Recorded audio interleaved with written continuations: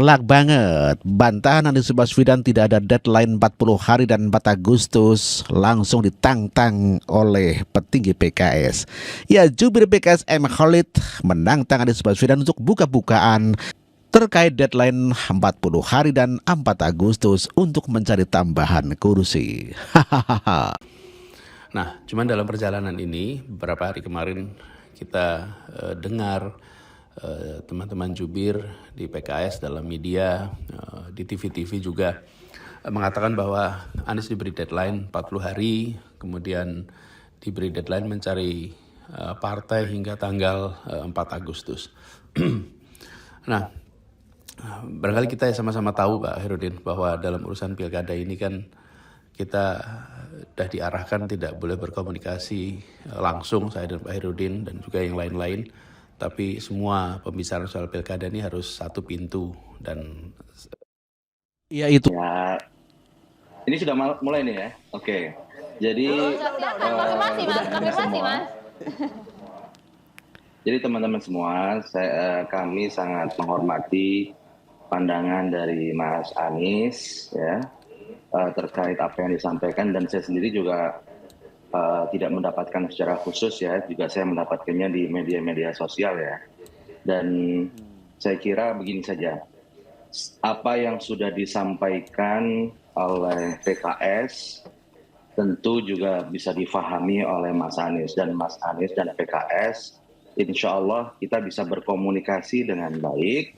Seharusnya tidak ada hambatan untuk berkomunikasi secara langsung tanpa melalui medium dengan voice notes dan sebagainya. Saya kira sangat mudah buat kita untuk bisa saling mencocokkan catatan, saling mencocokkan bagaimana pandangan. Dan saya pikir yang terpenting adalah kita ke depan ini seperti apa, ya kan? Dan di PKS kemarin kita sudah musyawarah majelis syuro ya. Di dalam musyawarah majelis syuro kemarin ada amanah kepada DPP Partai Keadilan Sejahtera untuk membangun komunikasi politik dengan seluruh pihak, dengan seluruh pimpinan partai politik, tokoh bangsa dan sebagainya. Karena memang kita sekarang sedang menghadapi lebih dari 500 pilkada, bukan hanya pilkada 500 Jakarta. pilkada ya. Dan juga di musyawarah majelis syuro kemarin juga diamanahkan kepada DPP Partai Keadilan Sejahtera juga untuk membangun komunikasi silaturahim dengan Presiden terpilih Bapak Prabowo Subianto. Saya pikir kita tidak perlu berpolemik terkait hal-hal yang teknikal tadi. Ya, kita kalau Mas Anies ingin melakukan konfirmasi dan sebagainya bisa langsung komunikasi dengan pimpinan kami, dan kita tidak ada hambatan terkait hal tersebut. Jadi saya pikir itu hal mudah saja, tinggal sampaikan apa yang ingin dikonfirmasikan kepada pimpinan kami. Begitu kira-kira. Ya Mas Khalid, artinya dengan munculnya voice note ini artinya komunikasi PKS dan Anies Baswedan ini retak dong ya? Enggak, tidak ada keretakan, kita komunikasinya sangat baik, tidak ada Ya, itulah M. Khalid atau juru bicara PKS yang mengatakan bahwa silahkan Anies Baswedan berkomunikasi dengan PKS secara langsung, tidak melalui voice note. Ya, secara jantan PKS mengajak terang-terangan Anies Baswedan buka-bukaan tentang ya dokumentasi atau catatan-catatan terkait daripada komitmen 40 hari dan juga 4 Agustus. Dan inilah rekaman voice note Anies Baswedan yang tidak berani mendatangi ketua atau petinggi PKS. Namun demikian cuma mengirim voice note. Pengecut kau Anies. Assalamualaikum Pak Herudin dan semua teman-teman yang saya hormati, saya cintai. Pak, ini saya rekam suara voice note aja Pak ya, supaya mudah, cepat dan otentik.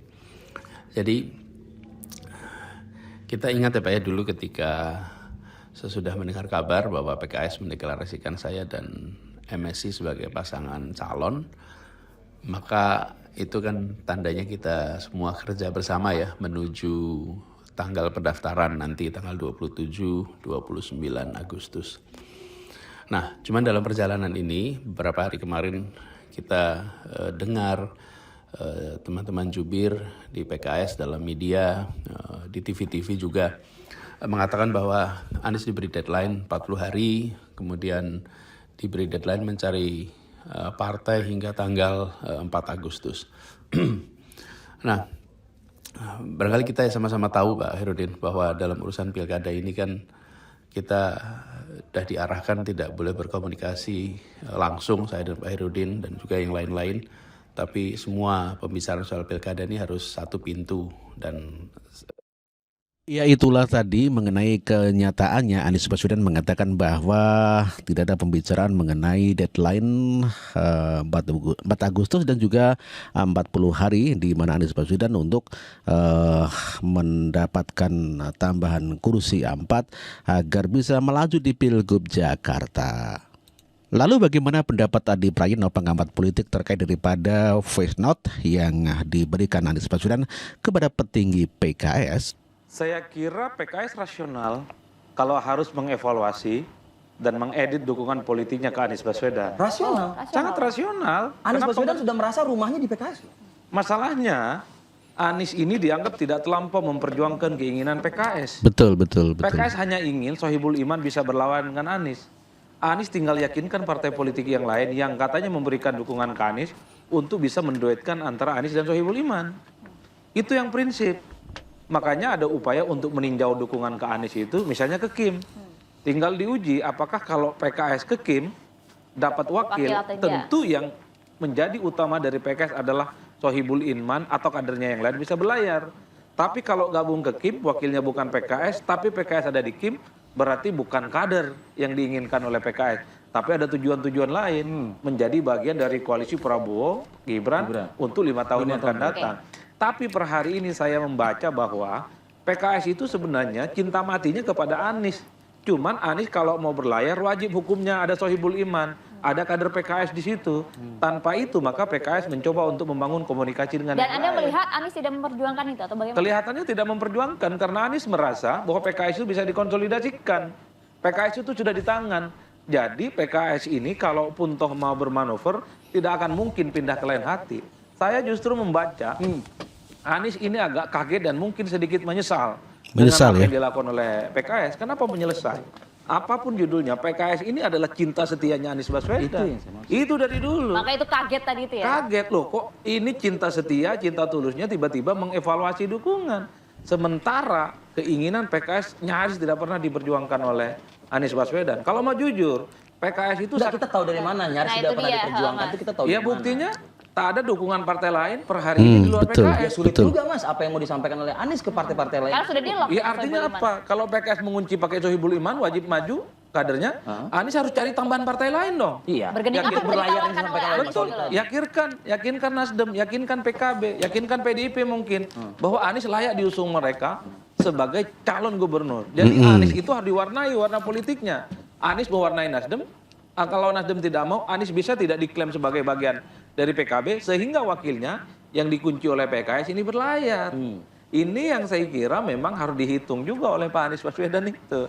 Artinya apa? Ini yang saya kira kalau kita iris satu persatu, luka hati politik PKS ini sebenarnya sudah mulai kelihatan satu.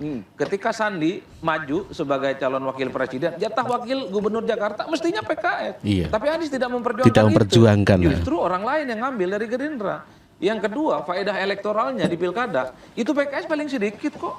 Dibandingkan dengan Nasdem dengan PKB. Kenaikan suara pileg nasional dan di Jakarta, PKS paling sedikit Pak. Kalau mau marah sebenarnya, PKS sejak saat itu marah. Jadi ini luka lama maksud Anda? Bukan luka lama, mestinya ini dibaca juga oleh Anies Baswedan. Bahwa faedah elektoral yang selama ini PKS nempel ke Anies nggak terlampau signifikan. Artinya apa? Kalau keinginan PKS memajukan Sohibul Iman tidak mendapatkan respon, kemudian mencoba untuk bergabung dengan Kim, jangan marah dong. Atau Anies Itulah Adi Prayitno yang mengatakan bahwa PKS wajar-wajar saja marah kepada Anies Baswedan dikarenakan PKS tidak mau memperjuangkan Sohibul Imam sebagai wakilnya agar bisa maju di Pilgub Jakarta. Kemudian ya kotel efek daripada Anies Baswedan di PKS adalah paling kecil, sementara Nasdem mendapatkan 10 kursi. Itulah wajar saja PKS mengevaluasi dukungannya kepada Anies Baswedan. Sebetulnya PKS ya cinta matilah kepada Anies Baswedan. Namun demikian Anies Baswedan percaya diri dan cuma duduk-duduk santai, diyakini kalau akan mendapatkan dukungan dari partai-partai lain.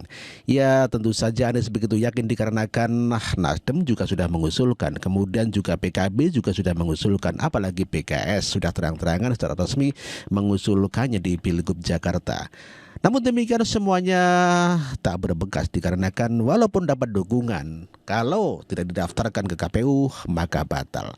Anies tidak mempertimbangkan bagaimana kekuatan koalisi Indonesia Maju yang tidak menginginkan Anies Baswedan maju di pilkada. Dan sebetulnya Henry Satrio sudah mengingatkan kepada Anies agar mengajak koalisi Indonesia Maju untuk bisa lewat di pilkada Jakarta.